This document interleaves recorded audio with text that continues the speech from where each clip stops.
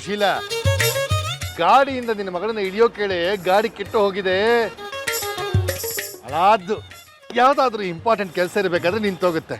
ನನ್ನ ಕರ್ಮ, ಏನ್ ಮಾಡಕ್ಕಾಗತ್ತೆ.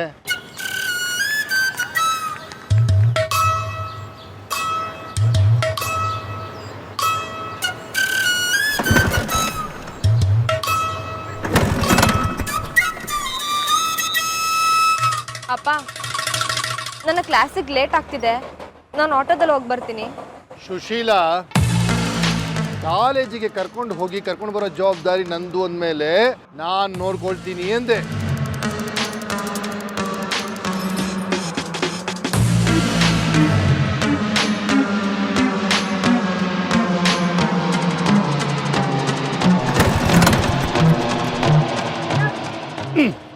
ಇದೊಂದು ಸ್ಕೂಟ್ರು ನನ್ನ ತಲೆ ತಿನ್ನೋದಕ್ಕೆ. ಅಷ್ಟಷ್ಟು ದಿನಕ್ಕೆ ಇಷ್ಟಿಷ್ಟು ತಲೆ ಬಿಸಿ ಕೊಟ್ಬಿಡುತ್ತೆ. ಆಟೋದಲ್ಲಿ ಹೋಗ್ತಾಳಂತೆ. ಆಟೋದಲ್ಲಿ ನಾವು ಮಿಡ್ಲ್ ಕ್ಲಾಸು. ಜ್ವರ ಬಂದ ತಕ್ಷಣ ಆಸ್ಪತ್ರೆಗೆ ಓಡೋಗ್ಬಾರ್ದು, ಗಾಡಿ ಕೆಟ್ಟೋ ತಕ್ಷಣ ಆಟೋ ಹಿಡಿಬಾರ್ದು, ಒಲೆ ಮೇಲೆ ಬೆಂಕಿ ಬರಬಾರ್ದು, ತಲೆ ಮೇಲೆ ಸಾಲ ಇರಬಾರ್ದು. ತಿಳ್ಕೋ ಸುಶೀಲಾ.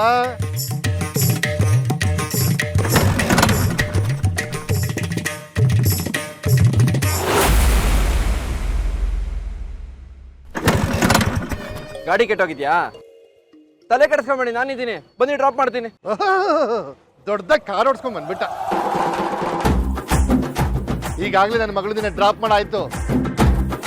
ನಾನು ನಿನ್ನ ಮಾವ ಅಲ್ಲ, ನೀ ನನ್ಗೆ ಅಳಿ ಅಲ್ಲ. ನೀನೇ ನಮ್ಗೆ ಸಹಾಯ ಮಾಡೋದು ಬೇಕಾಗಿಲ್ಲ. ಹೋಗೋ ಸುಮ್ಮನೆ. ಸುಮ್ಮನೆ ಹೋಗಲ್ಲ, ನಿಮ್ಮ ಮಗಳನ್ನ ಕರ್ಕೊಂಡು ಹೋಗ್ತೀನಿ. ಏ ಬಿಡೋ ಕೈ. ಗೀತಾ, ನನ್ನ ಆಟೋ ಪಕ್ಕದಲ್ಲಿರೋ ಸೀಟು 2 ಖಾಲಿ ಇದೆ. ನೀನ್ ಬಂದ್ರೆ ಜಾಲಿ ರೈಡ್ ಹೋಗ್ಬೋದು. ನೀನು ನಿಮ್ಮ ಅಪ್ಪನ್ಗೆ ಎದುರ್ಕೊಂಬೇಡ, ಅವ್ರು ಗೊತ್ತಲ್ಲ, ಬಾಯಲ್ಲಿ ಬೈತಾರೆ, ಮನ್ಸಲ್ಲಿ ಅರಸ್ತಾರೆ. ನಾವಿಬ್ರು ಒಂದಾದ್ರೆ ಮೊದಲು ಖುಷಿ ಪಡೋದು ಅವ್ರೆ ಅಲ್ವಾ ಮಾಮ?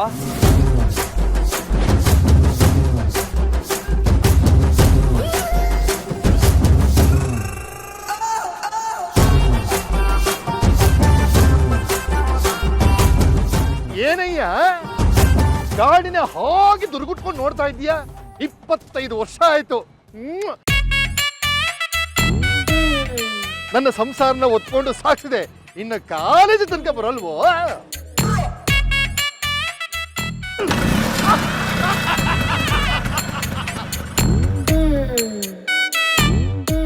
ನೋಡಯ್ಯ,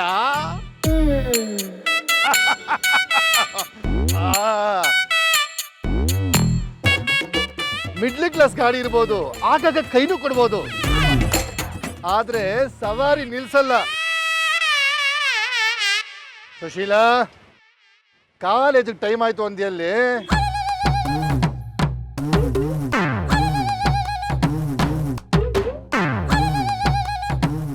ಇತ್ತೀಚೆಗೆ ಹಾದಿ ಬೀದಿಗಳಲ್ಲಿ ಪರೋಡಿಗಳ ಕಾಟ ತುಂಬಾ ಜಾಸ್ತಿ ಆಗ್ಬಿಟ್ಟಿದೆ.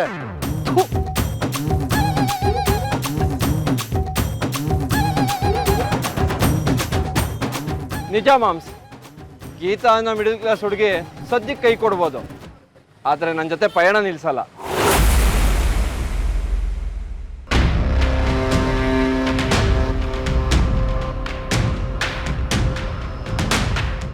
ಏನು ಹೀಗೆ ನಿಂತಲ್ಲೇ ನಿಂತು ಯೋಚನೆ ಮಾಡ್ತಾ ಇದೆಯಾ? ಓ, ವಾಸ್ತು ಪ್ರಕಾರ ಏನಾಗಬಹುದು ಅಂತ ಯೋಚನೆ ಮಾಡ್ತಾ ಇದೆಯಾ? ವಿಜಿ ಹೋಗ್ತಾ ಏನೋ ಹೇಳೋದ್ನಲ್ಲ, ಅದ್ರ ಬಗ್ಗೆ ಯೋಚನೆ ಮಾಡ್ತಾ ಇದ್ದೀನಿ. ಅದಕ್ಕೆ ಅವನೇನಂದ? ಅದೇನೋ ಕಾಲೇಜಿಂದ ಟ್ರಿಪ್ಪೋ ಪಿಕ್ನಿಕ್ಕೋ ಏನೋ ಹೋಗ್ತಿದಾರಂತಲ್ಲ, ಅಲ್ಲಿಗೆ ಗೀತನ್ ಕರ್ಕೊಂಡು ಹೋಗಿ ಮಾತಾಡಿ ಎಲ್ಲ ಸರಿ ಮಾಡ್ತೀನಿ ಅಂತ ಅನ್ನಲ್ಲ. ಆದರೆ ಆ ಗೀತಾ ಅಲ್ಲಿಗೆ ಹೋಗ್ಬೇಕಲ್ಲಣ್ಣ. ವಿಜಿ ತನ್ನ ಪ್ಲ್ಯಾನು ಅವಳನ್ನು ಒಪ್ಸುತ್ತೆ ಅಂತ ಹೇಳಿದ್ದಾನೆ. ಒಂದು ವೇಳೆ ಅವಳು ಒಪ್ಪಿ ಅವ್ನು ಕರ್ಕೊಂಡು ಹೋಗ್ಬಿಟ್ರೆ?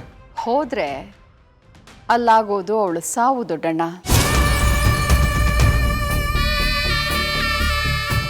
ಅಂದರೆ ಆ ಗೀತನ್ನ ಈಗಾಗಲೇ ಸಾಯಿಸಬೇಕು ಅಂತ ನಾನು ಡಿಸೈಡ್ ಮಾಡಿದ್ದೀನಿ. ನನ್ನ ಗಂಡನ ರಿಯಾಕ್ಷನ್ ನೋಡಿಕೊಂಡು ಆ ನಿರ್ಧಾರ ಮಾಡ್ತೀನಿ ಅಂತ ಹೇಳಿದ್ದೆ.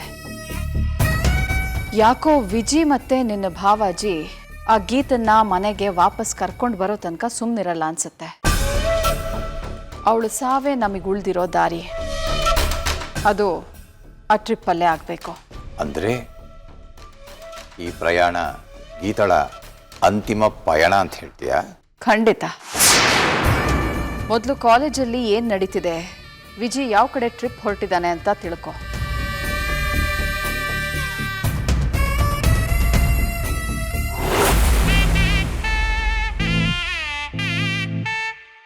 ಸರ್ ನಮಸ್ತೆ ಸರ್. ಡಿಯರ್ ಫ್ರೆಂಡ್ಸ್, ನಾನು ಇಷ್ಟು ದಿನ ನಿಮ್ಮೆಲ್ಲರೂ ಸೇರಿಸಿರೋದು ಅಂದರೆ ಒಂದು ಗಲಾಟೆ ಮಾಡೋಕ್ಕೆ, ಇನ್ನೊಂದು ಎಲೆಕ್ಷನ್ ಪ್ರಚಾರಕ್ಕೆ. ಆದರೆ ಇವತ್ತು ನಿಮ್ಮೆಲ್ಲರೂ ಸೇರಿಸಿರೋದು ನನ್ನ ಸ್ವಾರ್ಥಕ್ಕೆ. ಆದರೆ ಅದು ಒಂದು ಒಳ್ಳೆ ಕೆಲಸಕ್ಕೆ ಅಂತ ನಿಮ್ಮೆಲ್ರಿಗೂ ವಿಶ್ವಾಸ ಕೊಡ್ತೀನಿ. ನಿಮ್ಮೆಲ್ಲರಿಂದನೂ ನನಗೊಂದು ಸಹಾಯ ಆಗಬೇಕು. ಗೀತಾ ಎಂಥ ಒಳ್ಳೆ ಹುಡುಗಿ ಅಂತ ನಿಮ್ಮೆಲ್ರಿಗೂ ಗೊತ್ತು. ಕಿತ್ತಾಡ್ತಿದ್ದು ನಾವು ಜೋಡಿ ಅಕ್ಕಿಗಳಾಗಿದ್ದನ್ನು ನೀವೆಲ್ಲರೂ ನೋಡಿ ಮೆಚ್ಕೊಂಡ್ರಿ. ಆದರೆ ಈಗ ನಾನು ಒಂಟಿ ಅಕ್ಕಿ ಆಗಿದ್ದೀನಿ. ಗೀತನ ನನ್ನ ಜೊತೆ ಮತ್ತೆ ಸೇರ್ಸೋಕೆ ನಿಮ್ಮೆಲ್ಲರೂ ಸಹಾಯ ಬೇಡ್ತಾ ಇದ್ದೀನಿ. ಗೀತನನ್ನು ತಿರಸ್ಕರಿಸಿದ್ದು ಪ್ರೀತಿ ಇಲ್ದೇನಲ್ಲ. ಅವಳಿಗೆ ನಮ್ಮ ಮೇಲೆ ಭಾವನೆಗಳಿದ್ದಾವೆ, ಆದರೆ ಅದನ್ನ ಕೂಡಿ ಮನ್ಸಿನ ಬಾಗ್ಲಾಕ್ಬಿಟ್ಟಿದ್ದಾಳೆ. ಆ ಬಾಗ್ಲನ್ನ ತೆಗಿಬೇಕು ಅಂದರೆ ಈ ವಾತಾವರಣ ಅವಕಾಶ ಮಾಡಿಕೊಡ್ತಿಲ್ಲ. ಅವರಪ್ಪ ಅವಳನ್ನ ನನ್ನ ಜೊತೆ ಮಾತಾಡೋಕ್ಕೂ ಬಿಡ್ತಿಲ್ಲ. ನಮ್ಮಿಬ್ರಿಗೂ ಒಂದು ಏಕಾಂತ ಬೇಕು. ಅದು ಸಿಕ್ಕರೆ ನಾವಿಬ್ರು ಮಾತಾಡಿ ಎಲ್ಲ ಬಗೆಹರಿಸ್ಕೊಬೋದು, ನಮ್ಮ ಜೀವನ ಸರಿ ಮಾಡ್ಕೊಬೋದು. ಅದೆಲ್ಲ ಸರಿ ವಿಜಯ್, ಇದಕ್ಕೆ ನಾವೇನು ಮಾಡಬೇಕು ಅಂತ ನೀನು ನಿರೀಕ್ಷೆ ಮಾಡ್ತಾ ಇದೆಯಾ? ಕಾಲೇಜಿಂದ ಒಂದು ಪಿಕ್ನಿಕ್ ಅರೇಂಜ್ ಮಾಡಬೇಕು. ಪ್ರತಿಯೊಬ್ಬರು ಅದು ಕಂಪಲ್ಸರಿ ಬರಲೇಬೇಕು ಅಂತ ಹೇಳಬೇಕು. ಬರ್ದಿದ್ರೆ ಹಾಲ್ ಟಿಕೆಟ್ ಕೊಡಲ್ಲ, ಇಂಟರ್ನಲ್ ಮಾರ್ಕ್ಸ್ ಕಟ್ ಮಾಡ್ತೀನಿ ಅಂತ ಹೇಳಬೇಕು. ಆಗ ಗೀತಾ ಬಂದೇ ಬರ್ತಾಳೆ. ಪ್ಲೀಸ್, ಇದಕ್ಕೆ ನೀವೆಲ್ಲರೂ ಸಹಕರಿಸ್ಬೇಕು. ಹಿಂದೆ ಎಲ್ಲ ನಿಮ್ಮ ಹತ್ರ ಆವಾಜ್ ಹಾಕಿ ಕೆಲಸ ಮಾಡಿಸ್ಕೊತಿದ್ದೆ, ಆದರೆ ಇವತ್ತು ಬೇಡ್ಕೊಳ್ತಿದ್ದೀನಿ.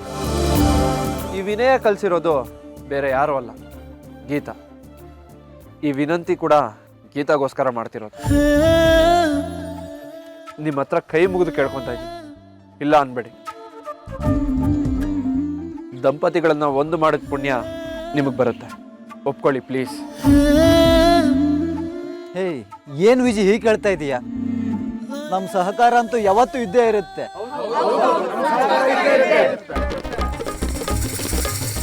ಇಲ್ಲ ಅನ್ನೋಕೆ ಮನಸ್ಸೇ ಬರ್ತಾ ಇಲ್ಲ ವಿಜಯ್. ನಿನ್ನನ್ನು ಈ ಮಟ್ಟಕ್ಕೆ ಬದಲಾಯಿಸಿದಂಥ ಗೀತಾ ನಿನ್ನ ಜೊತೆ ಬದುಕಬೇಕು ಅನ್ನೋದು ನಮಗೂ ಅನ್ನಿಸ್ತಾ ಇದೆ. ನಾನು ಈಗಲೇ ಒಂದು ಕೆಲಸ ಮಾಡ್ತೀನಿ. ಈ ಪಿಕ್ನಿಕ್ ವಿಷಯವಾಗಿ ಒಂದು ಎಮರ್ಜೆನ್ಸಿ ಮೀಟಿಂಗ್ ಕರಿತೀನಿ. ಆದಷ್ಟು ಬೇಗ ಸಂಬಂಧಪಟ್ಟಂಥ ಸ್ಟಾಫ್ ಕೈಯಲ್ಲಿ ನಿನಗೊಂದು ಸಿಹಿ ಸುದ್ದಿ ಕೊಡಿಸ್ತೀನಿ.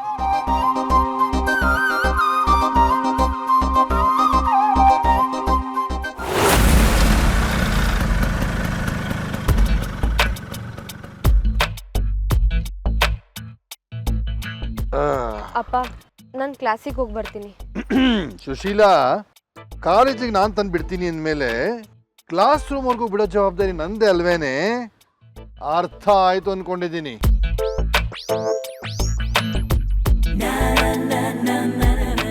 ಹಾಯ್ ಗೀತಾ.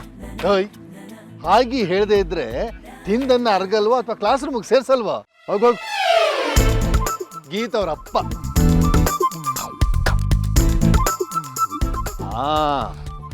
ಇಂಥದ್ದೆಲ್ಲ ಇರಬೇಕು, ಇಲ್ಲ ಅಂದ್ರೆ ಹೇಳಿದ ಮಾತು ಕೇಳಲ್ಲ.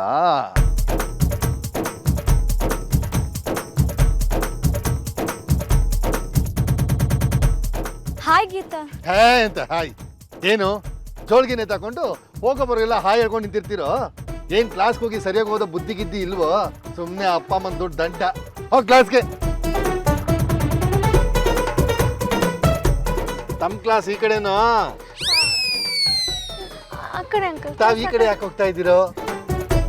ಹೋಗಿ ಕ್ಲಾಸ್ಗೆ. ಅದೆಲ್ಲ ಬರೀಲ್ಲ, ತಿಂದು ತಿಂತರ ಆಗಿದ್ದಾಳೆ ಅಷ್ಟೇ. ಶೀಲಾ, ಏನೇ ಕರ್ಮ ಇದು? ಇಂಥವ್ರು ಸವಾಸ ಮಾಡಿದ್ರೆ ಓದಿ ಉದ್ಧಾರ ಆಗ್ತಾಳೇನೆ ನಿನ್ನ ಮಗಳು. ಏ ಸುಶೀಲಾ, ಆಗ್ಲೇ ಕ್ಲಾಸಿಗೆ ಟೈಮ್ ಆಯ್ತು ಅಂತಿದ್ಯಲ್ಲ, ಇಲ್ಲಿ ನಿಂತ್ಕೊಂಡು ಏನೇ ಯೋಚನೆ ಮಾಡ್ತಿದ್ದೀಯಾ? ಕ್ಲಾಸ್ ಗೊತ್ತಾಗ್ಲಿಲ್ವೋ?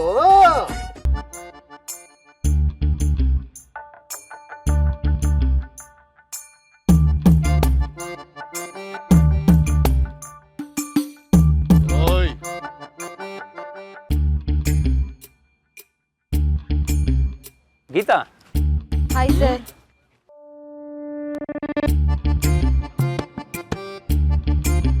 ಯಾರಯ್ಯ ನೀನು? ಅಪ್ಪ, ಅವ್ರು ನಮ್ಮ ಲೆಕ್ಚರರು. ಓ ಕ್ಷಮಿಸ್ಬೇಕು ಗುರುಗಳೇ.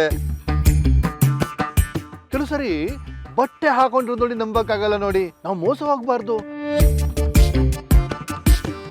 ಬೆಳಿಗ್ಗೆ ಹೊತ್ತು ಮನೆ ಮುಂದೆ ಪೇಪರ್ ಆಯನ್ ಕೂಡ ಕೋಟ್ ಹಾಕೊಂಡು ಬರ್ತಾನೆ. ಬೇಜಾರು ಮಾಡ್ಕೋಬಾರ್ದು ತಾವು. ಹೆಣ್ಮಕ್ಳು ಅಂದ್ರೆ ಕನ್ನಡಿ ಇದ್ದ ಹಾಗೆ.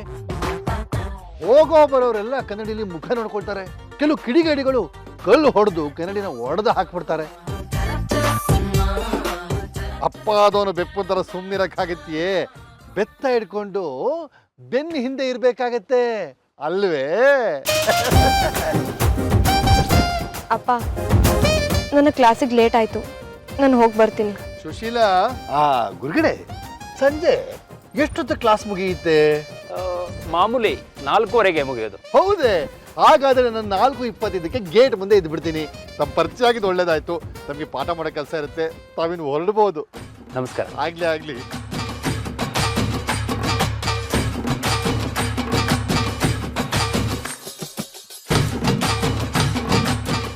ನಿಂತ್ಕೋ ಸುಶೀಲಾ.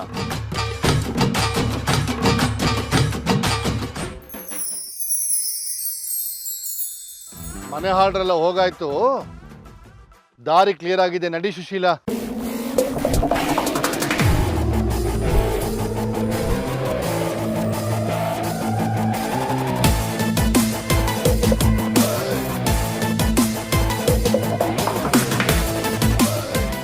ಏನೋ ಮಗ ಇದು, ಗೀತಾ ಅವರಪ್ಪ ಬಾಡಿ ಗಾರ್ಡ್ ಆಗ್ಬಿಟ್ಟಿದ್ದಾನೆ. ಇನ್ನು ನಿನ್ ಗೀತನ ಹತ್ರಕ್ಕೆ ಹೋಗ್ಬೇಕಂದ್ರೆ ನಿಮ್ಮ ಅವನ ದಾಟ್ಕೊಂಡೆ ಹೋಗ್ಬೇಕು. ಗಂಡ ಹೆಂಡತಿ ಮಧ್ಯೆ ಗೋಡೆ ಜಾಸ್ತಿ ಆದಷ್ಟು ಪ್ರೀತಿ ಜಾಸ್ತಿ ಆಗುತ್ತೆ ಕಣ. ಅದು ನಮ್ಮ ಮಿಲಿಟ್ರಿ ಮಾಮಗೆ ಗೊತ್ತಿಲ್ಲ ಅಷ್ಟೇ. ನಮ್ಮ ಮಾಮ ಬಂದಿದ್ದು ಒಳ್ಳೇದೇ ಆಯ್ತು. ಈಗ ಮಾತಾಡೋಕ್ಕೆ ಅವರೊಬ್ಬರೇ ಸಿಗ್ತಾರೆ. ಅವ್ರನ್ನ ಕನ್ವಿನ್ಸ್ ಮಾಡ್ತೀನಿ, ನೋಡ್ತಾ ಇರು. ಹುಷಾರು ವಿಜಿ, ಕೈಯಲ್ಲಿ ಗನ್ನಿಲ್ಲ ಅಂದ್ರೂ ನಾಲ್ಗೆಲ್ಲ ಸಾಯಿಸ್ತಾನ ಮನುಷ್ಯ.